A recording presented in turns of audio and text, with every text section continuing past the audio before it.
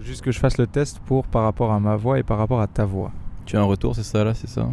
Non, je n'ai pas de retour, non. Pourquoi tu as ce casque sur la tête alors?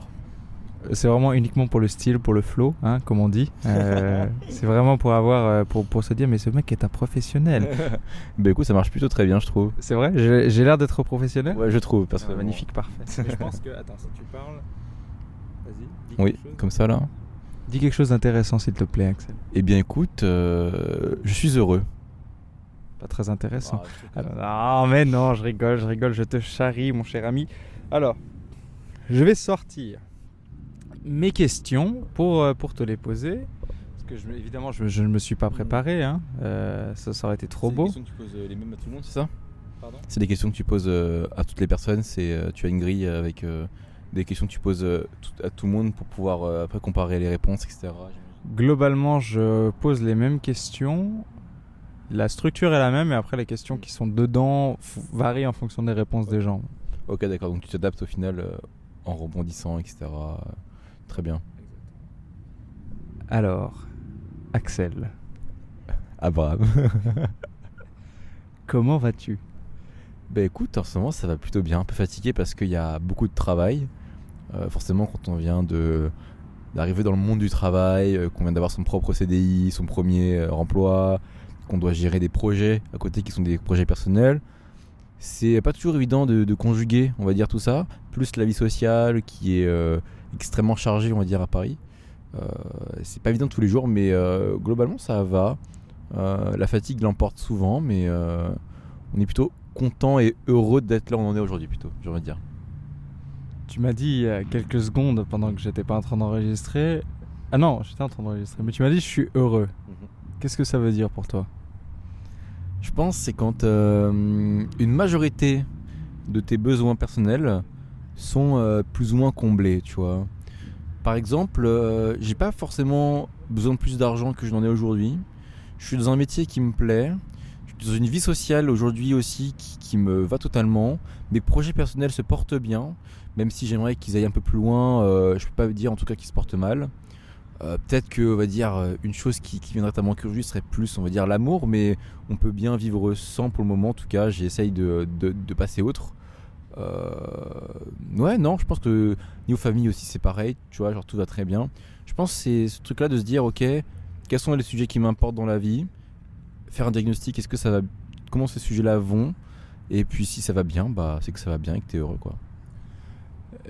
L'amour qui marche est l'amour qui vient à temps. C'est ça qu'on dit. Donc peut-être qu'avec l'attente viendra un vrai amour. En fait, le moment où tu presses, enfin du moins, c'est ce qu'on dit, hein, tu sais, ce qu'on romantise, mais ce que tu presses ne vient jamais à temps, et par conséquent, l'amour, le vrai amour vient toujours à temps. Bah écoute, je pensais pas forcément à ça ces derniers temps, mais c'est vrai que j'ai eu des expériences récentes qui m'ont fait dire que à force de vouloir à tout prix rencontrer des personnes, tu finis peut-être par t'éloigner des opportunités réelles. Parce que tu es dans une recherche constante qui fait que bah, ça peut, tu peux vite passer à autre chose et ne pas, on va dire, te consacrer à des histoires qui auraient mérité plus, tu vois. Donc, même si je suis quelqu'un, on va dire, qui suis en recherche d'amour, parce que c'est quelque chose qui est très important dans ma vie, je dirais que je m'évertue en tout cas à prendre mon mal en patience, disons, parce que ça reste quand même un besoin que j'ai dans ma vie, je vais pas m'en cacher. J'adore apporter de la tendresse à des personnes et tout ça, c'est vraiment un truc que j'apprécie beaucoup. Et même là on pourrait me répondre oui, t'as tes amis, etc. Et ce qui est vrai, mais c'est quand même très différent. Donc oui, voilà, disons que je suis patiente et je pense que ça ne fera que peut-être m'offrir des opportunités encore plus belles. Je l'espère en tout cas. Alors, tu as la littérature derrière toi. Parce que globalement, ce qu'on dit, c'est ça. c'est que ça vient. Est-ce que, en conséquence, tu passes des bonnes journées? Alors, mes journées sont plutôt bonnes. Merci. Et celle d'aujourd'hui est parfaitement excellente parce que quand je vois des amis, forcément, je suis heureux. Alors, quel ami est-ce que tu as vu aujourd'hui? Un certain Abraham, que j'ai pas eu depuis un petit moment en plus, donc... c'est quand tu revois des amis que tu avais depuis un moment que tu te dis putain, faut qu'on se voit plus souvent, tu vois. Et quand tu te dis ça, tu te dis, ouais, c'est un ami, tu vois. Genre, et parfois, bah, le fait est que bah, tu restes une merde et puis tu revois pas la personne après 6 mois, tu vois. Mais à chaque fois que tu vois cette personne, tu te dis, putain, c'est vachement bien quand on se voit, faut qu'on se voit plus souvent. Mais je pense que le trait de ces personnes-là, c'est des personnes qui font des choses. Oui, c'est peut-être ça. Le fait est que. Après, je fais quand même beaucoup de choses, tu vois, aussi avec mes potes, tu vois, mais je pense que quand t'es deux personnes qui sont particulièrement overbookées, qui ont des emplois du temps chargés, le simple fait d'essayer d'organiser quelque chose qui peut devenir une vraie corvée en fait. Et je pense que c'est peut-être ça qui fait que des fois il m'arrive de voir moins de personnes, c'est parce que bah moi l'organisation ça me casse les couilles. Et donc je vais plus aller voir des personnes avec qui sont toujours disponibles, tu vois. Et quand c'est compliqué de réunir des gens, etc., tu le fais moins. Mais ça veut pas dire que ces personnes-là tu les apprécies moins, c'est juste que bah des personnes qui sont globalement des galères parce que la vie fait que on est plein de projets et on est plein d'aléas du quotidien. Mais on s'y accommode et puis au final on arrive à se voir. Et je pense que des fois il suffit d'un moment pour relancer de la machine, tu vois, et se voir plus souvent, etc. Enfin, bref, voilà quoi. Bon, les pires, globalement, sont ceux qui n'ont pas de projet et qu'on ne voit jamais. Ah bah ça, j'ai envie de dire, quelles sont leurs excuses? Où sont les excuses? Notez s'il vous plaît en commentaire. Super, bon, alors on rentre dans le vif du sujet. Pour qui est-ce que tu votes, Axel? C'est une blague, ne te lance pas. Je n'aurais pas de honte à le dire. Mais oui, je sais, bien sûr. Alors, j'aimerais que tu me racontes une histoire qui t'est arrivée ou dont tu as été témoin et qui t'a touché, récemment ou pas. Ça peut être il y a 4 ans, ça peut être hier. Quelque chose qui t'a touché, que t'as vu ou qui t'est arrivé, tu t'es dit waouh, c'est resté avec toi quelques jours. Alors laisse-moi mobiliser un peu ma mémoire rapidement, puisqu'en fait c'est vrai qu'il se passe pas mal de choses. T'as autant de temps que tu veux pour réfléchir, il n'y a pas de stress. Et j'ai peut-être un truc, tu vois, c'est que il m'est arrivé récemment de recroiser des personnes que moi, je n'avais absolument jamais croisées de ma vie, mais qui me connaissaient. Pourquoi? Parce que par exemple c'était des personnes qui me connaissaient via les réseaux sociaux. Typiquement j'ai fait une soirée récemment dans un bar parisien et puis quelqu'un qui s'approche de moi et qui me dit putain mec je te connais mais je sais pas d'où, et on discute et puis on se rend compte qu'il me connaît des réseaux. Et ça m'était jamais arrivé. Et quelques semaines encore après, tu vois, j'ai étudié dans un établissement qui fait en gros du BTS au master. Et ce qui est assez drôle, c'est que typiquement il n'y a pas plus tard que mardi là, et c'est pas l'un des seuls cas qui est arrivé du coup ces précédentes semaines, il y a des premières et deuxième années. Donc moi je les ai quasiment pas vus, ou même du coup, pour les premières années je ne les ai jamais rencontrés. Je les rencontre, je me présente, je dis ah mais on était dans la même école, etc. Et il me fait ah mais oui mais je te connais, t'es Axel machin et tout. Et moi je me retrouve face à ces gens là et je suis en mode je ne sais pas comment tu t'appelles, je sais pas qui tu es, je sais pas ce que tu fais, mais toi tu me connais, tu vois. Et c'est souvent parce que tu sais les profs parlent de moi parce qu'ils m'aiment bien, etc. Même seulement parce qu'ils me suivent, parce que j'ai pu donner des conférences dans leur établissement. Et c'est toujours un sentiment particulier, en tout cas depuis que je l'ai découvert, de se dire qu'il y a des personnes qui peuvent te connaître sans que toi tu les connaisses, et qui ont l'air en tout cas d'en connaître un peu sur toi. Et j'ai carrément eu un exemple qui date d'hier soir où du coup il y a une personne qui m'a reconnu récemment et avec qui j'ai pu échanger un peu sur les réseaux sociaux par contre. Et cette personne là, on devait aller à une soirée potentiellement dans une semaine ou deux ensemble, et elle m'a dit, moi j'ai pas pu me venir, elle m'a dit oh, mec ça fait chier, j'aurais trop aimé te rencontrer, tu vois. Et ça m'étonne encore que des gens soient en mode j'aimerais trop rencontrer cette personne, parce que ça c'est plutôt un truc qui m'est arrivé à moi avant, de me dire ah cette personne là je pourrais le rencontrer, et là que ça arrive des personnes à mon égard, je trouve ça vachement impressionnant.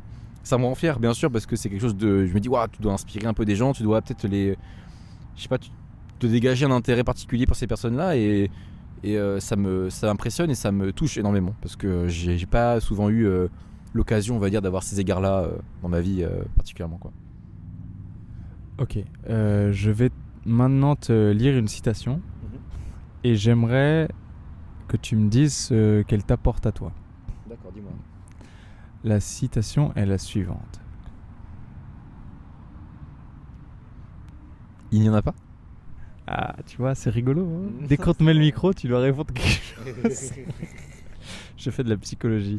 Alors, la citation c'est rien n'est plus touchant. C'est drôle parce qu'en fait, vu qu'on est amis, j'ai envie de faire des blagues, tu vois. Je pourrais lancer un truc genre Césarade. Je pourrais le faire, mais non, je ne vais pas le faire.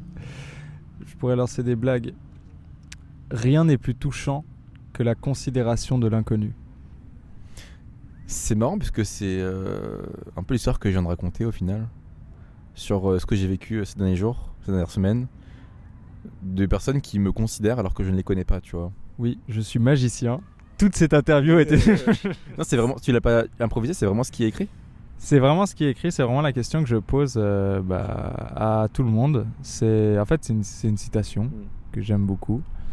Pas parce que j'ai beaucoup d'ego et que c'est moi qui l'ai écrit, mais parce que je trouve qu'il y a beaucoup de vérité dedans et qu'il y a plein de choses, il y a plein de façons de l'interpréter d'ailleurs. Il y a une lecture qui est celle que je viens de te dire, en mode des personnes qui sont là peut-être en mode un peu admiration, en mode envie de te connaître, mais aussi cette lecture de se dire que la considération, ça passe aussi par des petits gestes du quotidien où tu vas croiser des personnes qui vont te tenir la porte, tu vois. C'est tout bête, tu vois, mais juste un sourire, une parole. Moi, tu vois, je passe un excellent moment quand j'échange de mots avec ma boulangère, quand je trouve quelqu'un dans la rue, qu'on s'échange peut-être une phrase, un mot, qui a un sourire. Et je vais ressentir par exemple une gêne extrêmement forte quand j'essaye d'avoir cette considération-là pour quelqu'un. Et cette considération en face, elle est absolument pas partagée et qu'il y a une espèce de mur en face, tu vois. En mode, j'essaie de faire une petite blague à quelqu'un que je croise dans la rue. Typiquement, imagine quelqu'un qui fait tomber ses AirPods ou quoi, je sais pas quoi. Genre en mode, ah, attention, tu vois, genre, c'est pas drôle particulièrement, juste tu fais une petite remarque, tu vois, pour essayer d'engager un lien social. Cette personne ne va pas te regarder, va pas te répondre, ou alors va te dire, ouais, tu sais, genre, un peu en mode manque de considération, j'ai pas l'envie de t'adresser la parole plus que ça, tu vois. Et je pense que du coup, on est totalement dans ce type de cas là aussi, potentiellement avec ta phrase. Des cas qui sont à la fois anodins et des fois qui le sont beaucoup plus forts.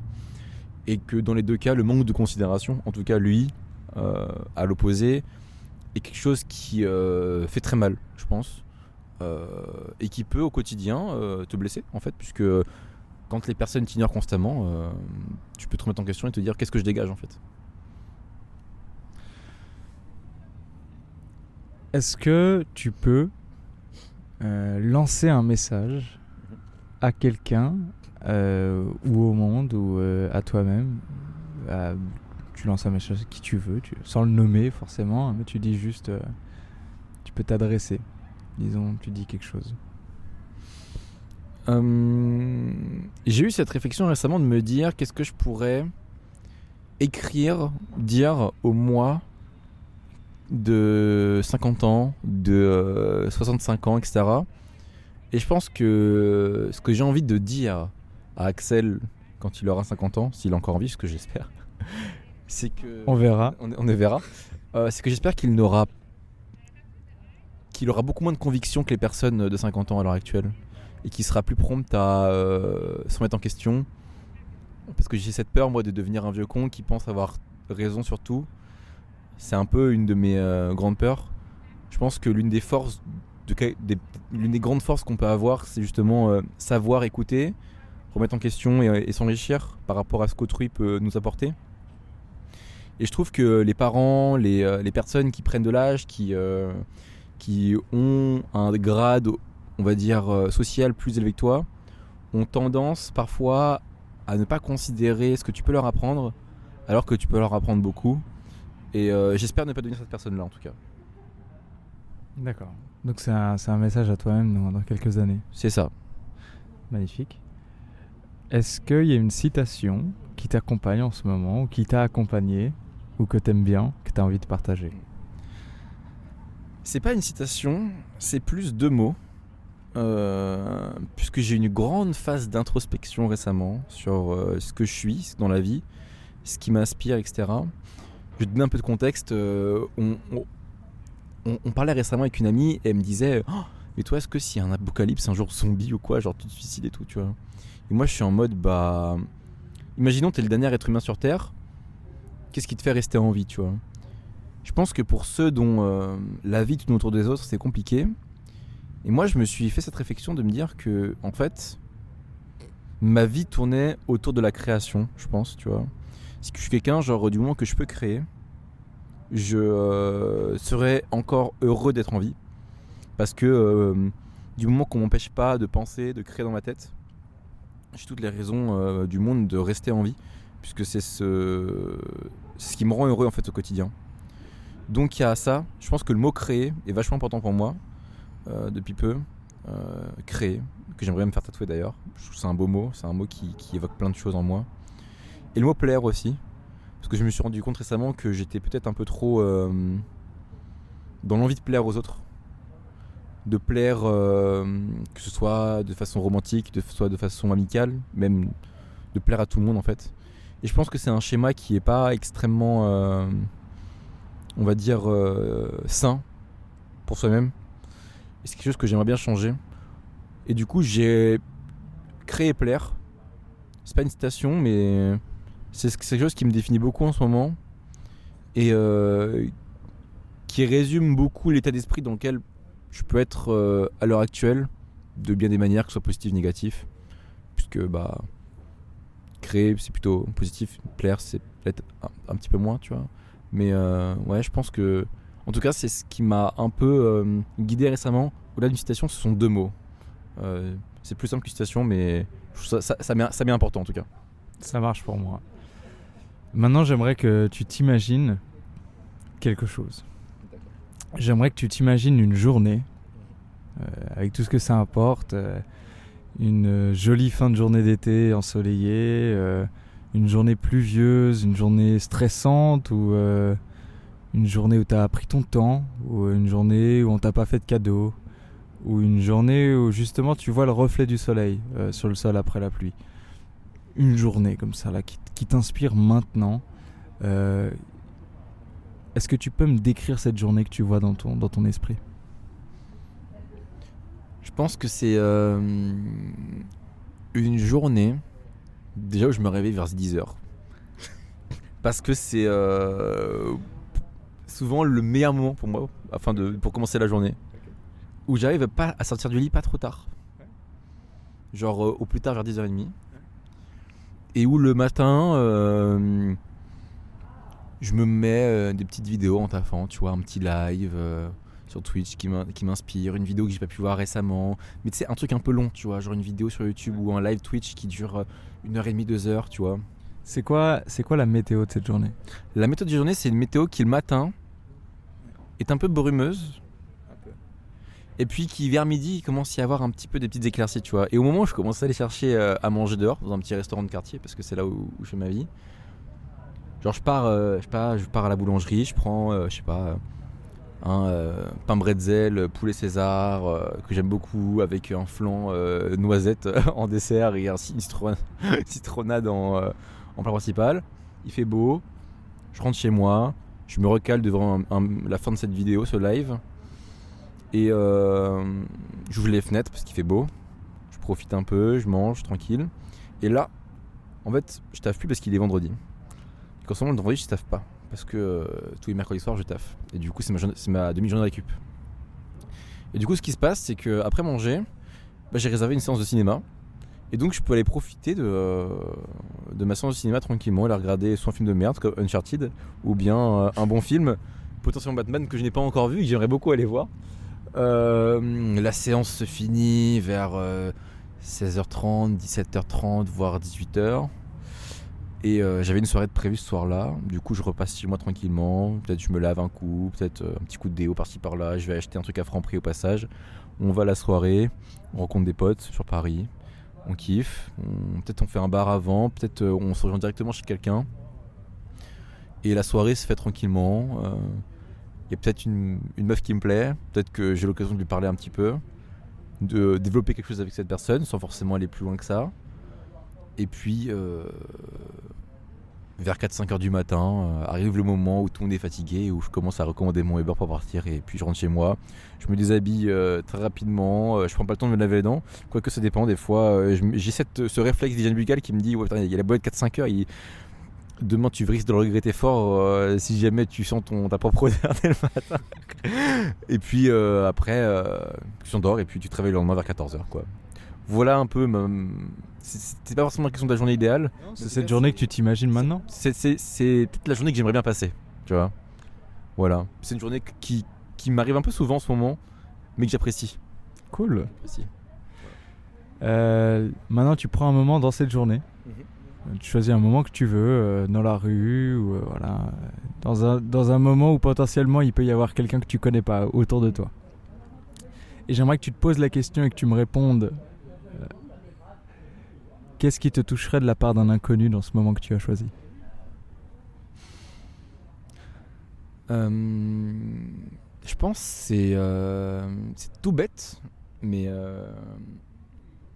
c'est un sourire échangé, une interaction très vive. Tu vois, typiquement, tout à l'heure, on a été tous les deux dans un Monoprix pour s'acheter des saucissons et des bières. Typiquement, bien français hein, comme moment. Finalement, peut-être très espagnol. C'est On sait pas, c'est juste qu'on n'est pas espagnol, donc on peut pas le dire. C'est ça. Et on a eu cet échange avec une personne du Monoprix qui était très souriante et qui a été dans un jeu un peu rigolo avec nous où on a rigolé, tu vois. Et moi, typiquement, tu vois, c'est ce genre de choses dans ma vie qui me touchent, tu vois. Où je suis en mode, cette personne, je la reverrai jamais, probablement. Si je la croise dans la rue, je la reconnaîtrai certainement pas parce qu'on a échangé que peut-être 30 secondes de lien ensemble. Mais elle me l'a fait passer 30 secondes qui m'ont rendu heureux pour l'heure qui suit parce que ça fait du bien, tout simplement. D'avoir des interactions comme ça, de se dire putain, c'est cool. En fait, tu sais, je trouve que quand tu sors d'interactions avec des gens que tu connais pas du tout, qui sont vraiment très positives, où ça rigole un peu, t'as ce truc de dire ah putain, ça fait du bien, tu vois. Toujours, parce qu'on en a pas assez. Et du coup, c'est un truc qui me toucherait, je pense. Voilà. Super. Moi aussi, ça m'a un peu touché. C'était vachement cool ce moment où tu te dis, je suis à Monoprix et c'est moi qu'on vient chercher pour m'aider. Alors qu'on n'avait pas l'air d'être particulièrement en panique. Genre, on était juste dans le magasin en mode où sont les brettes ? Mais où sont les brettes ? Enfin. Mais où sont les brettes ? Comment ça, un Monoprix qui ne vend pas de brettes ? Non, mais c'est vrai. Mais du coup, cette idée du. Mais je peux vous aider ? Non, mais si tu veux. C'est si rare dans un Monoprix en plus. Surtout dans un Monoprix. C'est ça. Tu te dis encore plus rare dans un Ikea. Oui. Ah bah alors voilà, mais j'ai envie de dire c'est encore plus rare dans un grec aussi potentiellement. Oui. Ou dans une Fnac. C'est ça. Ou encore plus rare dans la rue. Tu vois, il y a un truc que je fais souvent pour créer du lien avec les gens dans un bar. Ouais. C'est au moment où je prends ma commande, tu vois. Et c'est un peu pareil, tu sais ce qu'on a un peu, c'est que j'essaye de demander aux gens ce qu'ils me conseilleraient, tu vois. Typiquement, c'est un peu un daron chiant. Non, en fait. Ce que le chef prétend. Non, je suis en mode. Imaginons, genre on est en mode. Je veux commander une bière. Mais moi je m'y connais pas forcément beaucoup en bière. Pareil cocktail, je m'y connais pas beaucoup. Moi je suis pas quelqu'un qui a une grande consommation d'alcool avec des expertises et tout, tu vois. Parce que je demande toujours aux gens, c'est de leur dire vous me savez ce que vous préférez. Je leur dis vous savez ce que vous me préférez. Et du coup ce qui va se passer c'est qu'ils vont dire ah bah écoutez moi je préfère ça. Et c'est là qu'il y a un lien qui se crée, tu vois. Parce que du coup il est pas en train de me conseiller. Il est en train de me dire ce que lui il préfère, tu vois. Et donc il y a un petit lien qui se fait qui est très agréable où moi du coup je peux réagir à ça, tu vois. Ah ouais, bah écoutez, c'est un très bon choix. Ah bah j'aime bien ça effectivement et tout. Et lui, ah bah moi aussi, machin. Et il y a ce petit lien qui est créé, tu vois. Jamais de conseils, uniquement ce que les gens préfèrent. Et ça montre que tu t'intéresses à eux en plus, tu vois. Je trouve ça intéressant. Ok, cool. On aurait pu demander à cette fille du Monoprix qu'est-ce que là tu achèterais là actuellement. Elle nous aurait dit un téléviseur, on n'aurait pas été comme des cons. Avant, on se serait dit putain, fais chier, moi j'avais faim, maintenant je dois acheter un téléviseur. On aurait pu dire quelles chips est-ce que vous nous conseillez. C'est vrai qu'on aurait pu. Quelle est la chips que vous préférez. Et on serait parti là-dessus. Mais ça se trouve, elle nous aurait tapé un truc. Ah, moi j'aime bien les chips classiques. Non, truc chiant. On se serait fait chier. Un truc beau quartier. On aurait pu en discuter. On en aurait discuté, mais elle devait nettoyer la sauce tomate. C'est ça, exactement. C'est peut-être pour ça finalement qu'elle a pris du temps pour nous parler, parce que ça lui faisait chier d'aller. Effectivement. Bon, écoute, est-ce que t'as un dernier mot, Axel ? C'est un plaisir. J'aime bien ce type d'exercice. Je suis quelqu'un qui aime bien. Je sais pas si c'est. Est-ce que ça se dit ? Je pense pas, mais j'aime bien parler de moi, tu vois. Je pense que les gens aiment bien parler de. Super. Je pense que ça s'entend un peu. T'avais une super interview, mais là tu viens de la fracasser. Les gens vont se dire, mais quel. Mais j'aime bien, tu vois, réfléchir à ce que je suis et à ce que je veux être. Et à. En fait, ça m'oblige à conscientiser un peu ce que je fais, tu vois. Typiquement, ce truc-là de. là, tu en parlais tout juste avant de dire aux gens qu'est-ce que vous préférez. Je l'avais jamais vraiment conscientisé, c'est un truc que je faisais très automatiquement. Et c'est ce genre de moment où on discute un peu autour de soi et quelqu'un qui est là pour nous poser des questions sur ce qu'on ressent et sur nous, que du coup tu te rends compte de plein de choses sur toi-même en fait. Et c'est dans ces moments-là que je trouve que c'est très agréable en fait, c'est parce que voilà, tout le monde aime plus ou moins parler de soi, tu vois. Mais en fait, ce que je veux dire par parler de soi, c'est plus tu réfléchis à ce que tu es, à ce que tu aimes, à ce que tu fais, pourquoi tu le fais. Et comme je suis quelqu'un qui aime bien me remettre un peu en question, pas forcément dans les cas négatifs, hein, c'est remettre en question globale, bah, c'est un exercice qui me plaît. Donc merci pour ce moment. Bah, merci à toi. Avec plaisir, Abraham. Tu veux faire une interview de 10 heures la prochaine fois, n'hésite pas. Bah, écoute, c'est très rigolo parce que j'écoute plus beaucoup de podcasts. Polska C'est parti. Polska peut-être Oui. Pardon. Polska. Qu'est-ce que c'est que ça? Polska, c'est les marqueurs. Oui, il y a Polska, il y a Polska aussi, qui est une tweetos polonaise qui est connue pour avoir un. Tu parles polonais? Absolument pas. Mais j'ai de la famille apparemment en Pologne issue de 3 générations avant. Mais bon, ça c'est une autre histoire. Est-ce que c'est intéressant? Absolument pas. D'accord. Très bien. J'aurais essayé, hein, t'aurais pu me relancer et me dire oui, tout à fait. C'est tout à fait intéressant. Ce que je peux dire, c'est que j'ai une famille qui est issue du Nord en particulier. Donc l'immigration. Ça se ressent sur ton visage. Aïe aïe aïe. Et du coup, ça incitera les gens à aller voir mon Instagram, @tazio_du-bas, pour apprécier mes divines courbes. Ce sera coupé. Terrible, terrible. La réclame ne se fera pas malheureusement. Non. On le regrette. Mais oui, pourquoi pas 10 heures. Mais c'est vrai que j'écoute plus beaucoup de podcasts parce qu'en fait, je réécoute mes propres interviews et je kiffe en fait. Tu kiffes? Je kiffe mes questions, j'aime bien ce que les gens répondent. C'est vrai que tes questions sont sympas parce qu'elles sont déroutantes, tu vois. Moi j'aime bien ce genre de choses. C'est des questions qu'on pose pas et puis surtout qu'on peut poser à n'importe qui sans savoir qui on interview. C'est ça. Tu peux les poster, c'est vrai que tu peux les poser à absolument n'importe qui. C'est très global, tu vois. Et puis t'offres une introspection à quelqu'un parfois qui toi tu es assez sujet à te poser des questions sur toi-même, mais il y a des gens qui se posent pas du tout des questions puis d'un coup ils se disent putain mais en fait ça c'est tout à fait la définition de moi-même. Est-ce que toi tu as essayé de répondre à tes propres questions? Oui, tout à fait, j'ai passé un moment devant le miroir à me poser mes propres questions. Bah ouais, je pense que c'est important de le faire. Ouais, mais en fait tu peux pas te poser les questions et en même temps y répondre. Mais tu peux au moins te dire qu'est-ce que je répondrais à ça. Je pense que j'aurai des réponses. En fait, ce qui est intéressant, c'est pour ça que quand les gens, je leur demande par exemple une histoire qui vous touche, ils me disent ah ouais. Je dis même une histoire maintenant qui vous passe par la tête parce que aujourd'hui je vais te répondre une histoire, demain je t'en répondrai une autre. Et c'est ça qui est important, c'est le moment où j'attrape la personne, qu'est-ce qu'elle va me dire. Après aussi toi tu es à ce côté aussi. Attends, je te coupe parce qu'en fait c'est moi qui ai le micro, donc je décide quand est-ce que tu parles. Ouais, le truc qui est intéressant c'est de te dire pourquoi est-ce que toi, je pense que tu as décidé de poser ces questions pour une raison particulière. Ces questions précisément. Et je pense que c'est intéressant de voir quelles seraient les réponses de quelqu'un qui a décidé de poser ces questions. Tu vois, en mode peut-être parce qu'elles ont un écho particulier en toi. Peut-être que toi, tu as envie de parler de certaines choses, peut-être pas. Au contraire, je sais pas, c'est intéressant. Je pense que c'est parce que j'aimerais bien que déjà les gens répondent sérieusement quand on leur demande comment ça va. C'est ce que je fais au début. Je pense que c'est difficile d'avoir des personnes qui sont toujours sincères à ce niveau-là. Et donc il y a ça, il y a le côté j'aimerais bien que les gens puissent prendre du temps pour avoir des introspections sur elles-mêmes. Il y a beaucoup de gens quand ils répondent à mes questions me disent mais moi c'est pas intéressant ce que j'ai à te dire. Et je dis mais c'est complètement faux. C'est complètement faux. C'est comme quand tu me parlais de tes dessins.